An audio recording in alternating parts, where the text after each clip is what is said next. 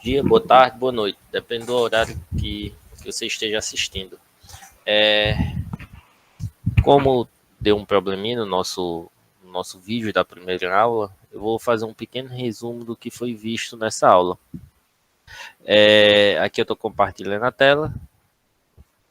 Vamos começar com o espaço amostral. O espaço amostral de um experimento aleatório é o conjunto dos resultados do experimento, ou seja, tudo que acontece no seu experimento está no seu espaço amostral.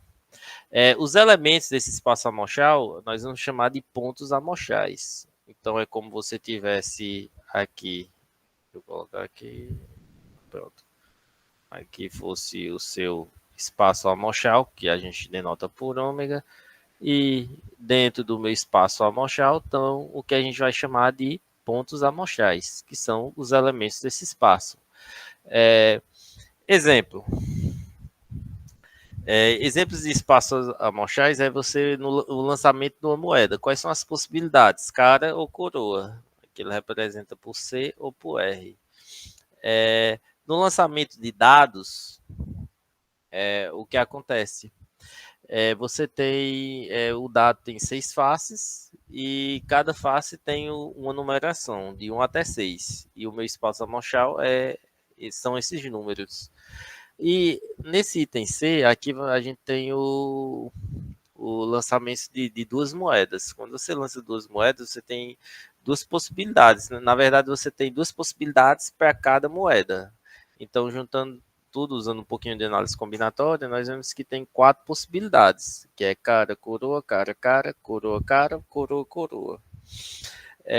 Esses outros 2 exemplos, a gente vai trabalhar mais tarde. Vamos esquecer eles por um momento e vamos focar só nesses 3 que são mais triviais. O evento aleatório pode ser um único ponto amostral ou uma reunião deles. Aí aqui está o exemplo. Aqui são exemplos de eventos. Aí a saída de faces iguais. Ou saída de faces cuja soma seja igual a 10. Ou um outro evento, saída de faces cuja soma seja menor que 2. Saída de faces cuja soma seja menor que 15. Observe que, em particular, nesse evento D, a gente tem que, independente da forma que a gente jogue como é que se diz? Os dados, a soma de 2 dados, a soma das faces dos 2 dados sempre vai ser menor que 15. Quando eu falo a face, é a face que fica para cima.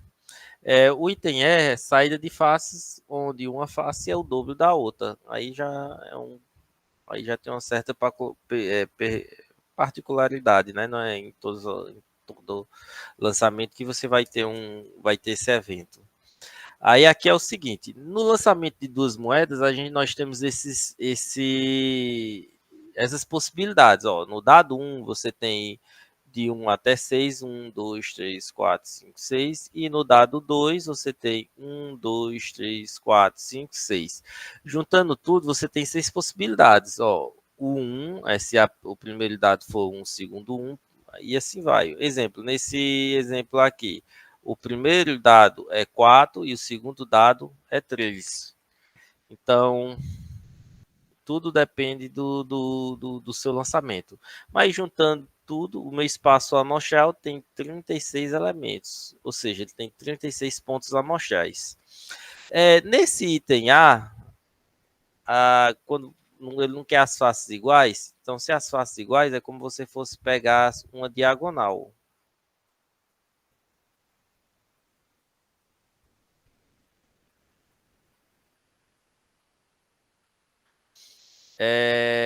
O B, saída de faces cuja a soma seja 10. Você tem só essas 3 possibilidades: 4, 6, 5, 5, 6 e 4.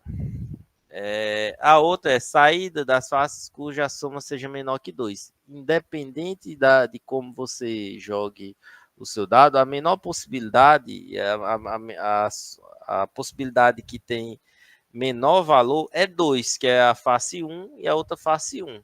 Então, 1 e 1 dá 2. Só que ele quer que seja menor que 2. Então, não tem como. Então, a gente chama esse evento de evento impossível. Isso é o vazio. Deixa eu botar aqui. No item D, como eu tinha dito, a soma dos dois dados tem que ser sempre menor que 15, mas a soma deles, a maior possível é 12, que é quando for 6 e 6. Então, o evento D, na verdade, é o próprio evento, o espaço amostral. E nesse caso a gente chama de evento certo. E o item deixa eu lembrar, a saída das faces, onde uma face é o dobro da outra. Então é 1, 2, 2 e 1, 2, 4, 4, 2, 3 e 6 ou 6 e 3. Essas são as possibilidades. Você pode, se você não tiver satisfeito assim com esse diagrama, você pode pensar desse jeito, um diagrama assim no formato de árvore. Você pega aqui, aí você pega o primeiro dado, que é o dado 1, e aqui é o dado 2. Se o dado 1 for 1, você tem 6 possibilidades. Se o dado 2 se o dado 1 der 2 na face, você tem 6. E assim vai. Juntando tudo, você tem as 36 possibilidades. Ou seja, os 36 pontos amostrais. Agora nós vamos para outra seção, que é classe de eventos aleatórios. Essa classe desses eventos é o conjunto formado de todos os eventos do espaço amostral, ou simplesmente você pode ver como sendo a classe de evento como sendo são subconjuntos do seu espaço amostral. Para tentar exemplificar de uma forma bem singela, ele pega um espaço amostral com 4 elementos, e esses pontos, lembrando que é 1, é 2, é 3, são elementos desse espaço, nós podemos também chamar de pontos amostrais. Então, você tem o seguinte, a classe de eventos aleatórios são os subconjuntos. Então, quantos subconjuntos você tem? O vazio, você tem esses com um elemento, você tem esses com 2 elementos, você tem esse com os 3 elementos, e você tem esse com 4 elementos, que é o próprio espaço amostral, o ômega. Então, o meu F ômega são os subconjuntos do meu espaço amostral. Aí, uma forma de você fazer essa contagem é utilizando o binômio de Newton. Aqui você pode ver como sendo a combinação de 4 tomado 0 a 0, 4 porque tem 4 elementos e 0 porque é o conjunto vazio.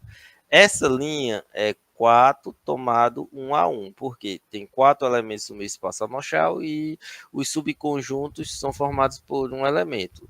Essa outra linha, você tem um total de quantidade de elementos no total de 4 tomado 2 a 2, porque tem 4 elementos e os subconjuntos formados por 2 elementos.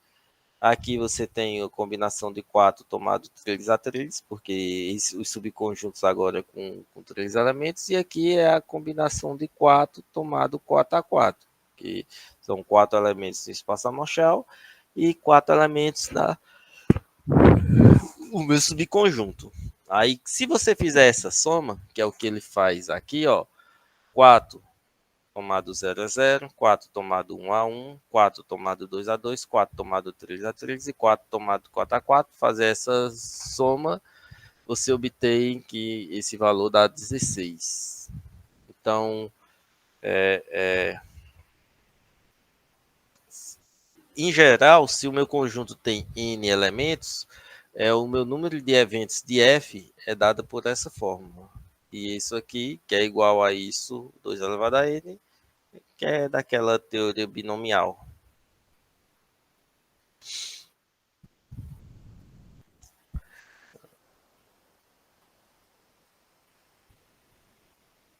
Pronto, vamos lá.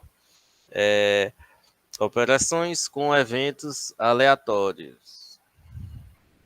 Aí, nesse caso, as operações que a gente vai ver é aquelas mesmas que a gente já conhece, já vimos em teoria do conjunto, que é a união. Isso aqui eu vou passar bem rápido, não tem necessidade da gente ficar focando muito nisso. A reunião, ou união, que é a união dos dois conjuntos, a interseção. A interseção, um elemento está na interseção se ele de A inter B, se ele está em A e está em B ao mesmo tempo. E geometricamente ele é denominado assim. A complementação ou complementar, que ele vai denotar ômega menos o evento A, ou simplesmente A barra, como sendo os elementos do meu espaço amorfal que não estão no A. Então essa é a melhor representação. Aí você, com isso, você consegue montar a sua tabela. A sua tabela não, desculpa. Você consegue montar